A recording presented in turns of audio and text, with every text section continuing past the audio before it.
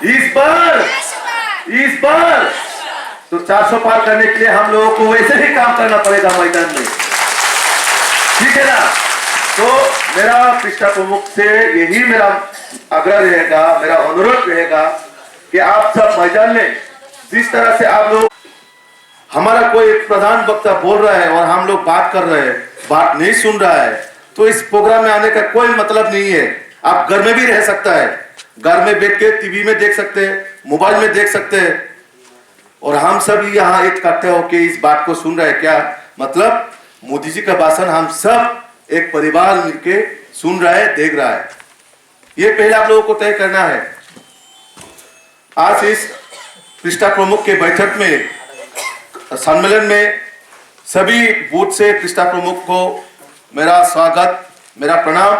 क्योंकि 2018 का जो चुनाव था और उसके बाद 2019 जो लोकसभा का चुनाव हुआ है, और अभी हम फिर से दोबारा सरकार में आया है 2023 में, ये अगर जीता है तो सिर्फ एकमात्र बूथ अध्यक्ष और पृष्ठा प्रमुख की वजह से ये जीता है इलेक्शन। ये सरकार जो दोबारा लाया है, यहाँ जितना भी मंच पे बैठा हुआ लीडर, इन लोगों का काम से नहीं, आप लोगों की नेतृत्व में आप लोगों ने बूथ में काम किया है, आप लोग पब्लिक के पास गया है, आप लोग जनगण के पास गया है, इसलिए लोग भरोसा करके सरकार लाया है। तो पृष्ठा प्रमुख का जो रोल है, पृष्ठा प्रमुख का जो काम है, पृष्ठा प्रमुख का जो रचना है, वो हम सबको ज्ञान होना चाहिए। क्योंकि बूथ लेवल में हमारा जो सपोर्टर है या हमारा जो कार्यकर्ता है, वो कभी जिला, प्रदेश, मंडल को डायरेक्टली नहीं बोलता है। किसको बोलता है?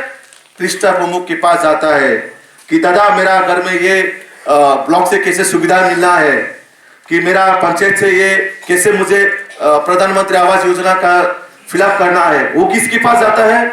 पृष्ठा प्रमुख के पास जाता है। इसलिए पृष्ठा प्रमुख का जो दायित्व है, मैं आप सबको आग्रह करता हूं, इस बार का जो चुनाव है वो आप लोगों के काम से होगा।